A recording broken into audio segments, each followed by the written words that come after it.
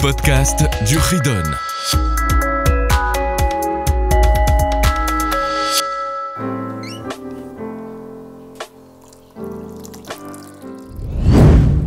Et on continue avec la mitzvah du Shema Israël. En effet, on a la mitzvah de lire le Shema 2 fois par jour. D'ailleurs, on le dit même dans le texte du Shema. Veshinan tam levanecha, tu l'enseigneras à tes enfants, ça c'est l'étude de la Torah. Vedibar tabam, tu en parleras. Ça c'est la mitzvah de dire le Shema Israël. Et quand? La fin du verset, beshorbecha uvkumecha, lorsque tu te couches et lorsque tu te lèves. C'est-à-dire qu'on a la mitzvah de dire le Shema 2 fois par jour, pour chacun, tout le temps, à tout endroit.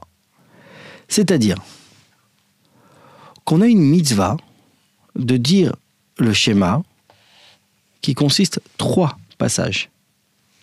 Premier passage est le Shema. On accepte le joug d'Hachem. On prend sur soi d'accepter tout ce que Hachem me demande, l'unité d'Hachem, et on va parler dans ce premier paragraphe de 2 mitzvot essentielles, celle des téphilines et celle de la mezouza. Puis j'ai un deuxième paragraphe. Vehaya im shamoa. C'est si j'écoute la voix d'Hachem, c'est-à-dire de garder toutes les mitzvot qu'Hachem a demandées. Et enfin le troisième paragraphe, c'est la mitzvah des tzitzit et se souvenir de la sortie d'Égypte. Le verset nous dit Beshorbecha uvkumecha, quand tu te couches et quand tu te lèves. C'est-à-dire, il faut dire le Shema Israël quand on se lève le matin et quand on se couche le soir. Mais c'est pas juste avant de dormir. Quand on va se coucher, c'est au moment de la sortie des étoiles, c'est-à-dire à la tombée de la nuit, et ce jusqu'au matin. Si j'ai pas encore dit le Shema Israël du soir, j'ai tardé, il y avait une fête et je suis rentré tard, j'ai toujours la mitzvah jusqu'à l'aube de dire le Shema Israël. Le mieux quand même, c'est avant le milieu de la nuit. Pourquoi? Parce que la majorité des personnes vont se coucher avant le milieu de la nuit.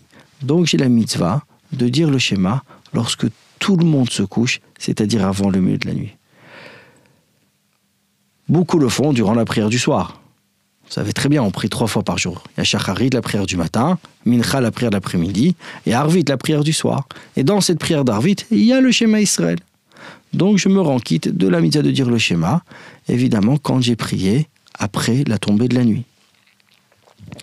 Le Kriyat Shema du matin, c'est un petit peu avant le lever du soleil. Donc au moment où le soleil brille, c'est-à-dire on est un petit peu avant le lever du soleil, et ce, jusqu'à la 3e heure de la journée, c'est-à-dire c'est à peu près les horaires où tout le monde se lève. De la même manière, c'est quand à peu près tout le monde se couche qu'on a la mitzvah de dire le Shema du soir. Quand à peu près tout le monde se lève, on a la mitzvah de dire le Shema du matin, qui est un petit peu avant le lever du soleil et jusqu'à la 3e heure de la journée depuis le lever du soleil. Qui doit le faire? Donc, chaque mitzvah qu'il y a avec un temps, c'est appelé une mitzvah assez, une mitzvah positive, chez Azman Grama, que le temps entraîne la mitzvah. C'est-à-dire, on a un certain temps très limité et qui nous oblige de faire la mitzvah à cette période-là. Toutes ces mitzvot-là, les femmes sont exemptées. C'est la raison pour laquelle qui a l'obligation de la mitzvah de dire le Shema Israël sont uniquement les hommes et les femmes n'ont pas l'obligation. Avec le Shema, on a des bénédictions qui viennent avant et après, qu'on dit qui font partie de la prière, le matin dans la prière de Shacharit et le soir dans la prière d'Arvit. Ceux qui ont instauré ces prières, c'est Ezra Assofer. Ezra Assofer, celui qui a fait monter le peuple juif d'exil babylonienne lors de la reconstruction du second Beth Amikdash. Il a instauré 3 bénédictions auxquelles on va dire avant et après le Shema Israël. Quand on dit le schéma du matin, dans la prière du matin d'ailleurs, il y aura 2 bénédictions avant et une après. Dans celui du soir, c'est 2 avant et 2 après. Ça fait partie de la mitzvah du Shema Israël. Donc il est bien de dire le Shema Israël dans la prière avec ces bénédictions qui précèdent et qui suivent le Shema Israël. Comment le lire? Avec beaucoup de concentration, beaucoup d'attention. Si je ne me suis pas concentré sur chaque mot, je n'ai pas fait la mitzvah. Durant ce moment où je lis le schéma, je ne dois pas ni cligner des yeux, faire un signe, une allusion à quelqu'un, par la main, par la bouche, même si c'est pour une mitzvah. Donc pour quelque chose d'important. Pendant le schéma Israël, je me concentre et je ne fais que ça. Sinon, c'est ma lecture du schéma, c'est une lecture que j'ai fait sur le passage, et c'est pas bon. La vraie mitzvah du schéma, c'est le dire bien, concentré et comme il faut. Évidemment, une prière si importante, on le fait dans un endroit adapté, un endroit où il y a des saletés, où les personnes qui m'entourent sont habillées convenablement. Moi-même, quand je lis le schéma, je dois être habillé convenablement. Avec une séparation entre les parties inférieures et les parties supérieures du corps. C'est-à-dire, je fais attention à être bien habillé, à avoir des vêtements qui sont en dessous, des vêtements qui sont au-dessus, et bien lire le schéma comme il se doit. C'est le moment où je me concentre et je m'attache à Hachem. Chapitre 35, deuxième niveau. C'est important de savoir concernant le schéma Israël. Les 6 premiers mots du schéma.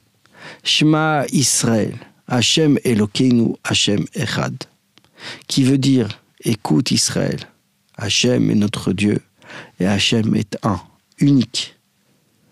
C'est toute notre foi, notre émouna qu'on a en Hachem.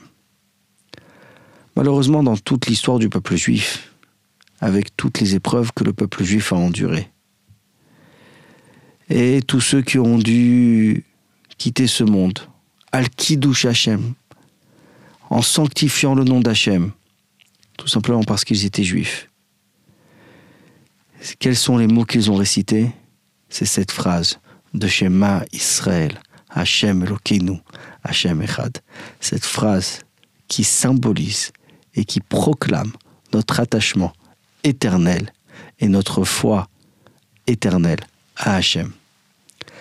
Aussi, durant un des grands moments de l'année, la prière la plus importante de l'année, celle qui s'appelle la Neila, la dernière prière de Kippour, la prière de fermeture, avec laquelle on sort de cette grande journée de Yom Kippour. À la fin de cette prière, on va proclamer du plus profond de notre cœur et de notre âme ce schéma Israël à nouveau. Il est écrit dans certains Marzorim, livres de prière de Kippour, que quand on proclame ce schéma Israël de la fin de Kippour, à avoir dans notre pensée qu'on est prêt à ce moment-là à donner sa vie Al-Kiddush Hachem pour sanctifier le nom d'Hachem. Ce qui montre ici la grandeur de cette phrase où je m'attache à Hachem et je prends conscience de cet attachement que j'ai avec Hachem. Quelques halachot. J'ai le droit de lire le schéma quand je suis assis, debout, ou couché sur le côté, ou même si je suis en train de voyager sur un animal. Maintenant, il faut faire attention de bien le lire, bien dire chaque mot, et les exprimer clairement. Bien sûr, il est mieux de le dire dans le texte de la Tfila, c'est-à-dire en Lashon HaKodesh en hébreu. Mais on a le droit de le dire en n'importe quelle langue. Avant le schéma Israël, il est bien de se laver les mains. Dans le schéma, on a exactement 245 mots sur les 3 paragraphes. Mais on veut arriver aux 248, comme les 248 membres du corps, et comme le nombre des mitzvot positives de toute la Torah. C'est la raison pour laquelle le Chazan, quand on est à la synagogue, je termine en disant Ani Hashem Elokechem Emet, et le Chazan reprend Hashem Elokechem Emet pour ajouter 3 mots pour arriver au 248. Je dois dire le schéma comme il faut, et bien sûr dans l'ordre, les 3 paragraphes dans leur ordre, comme c'est indiqué dans le Siddur. Si je ne me souviens plus si j'ai dit le schéma ou pas, mon souvenir est malheureusement vague, je dois le redire, et avec ces bénédictions qui précèdent et qui suivent. Et voilà pour ce 35e chapitre. Bon courage et à bientôt.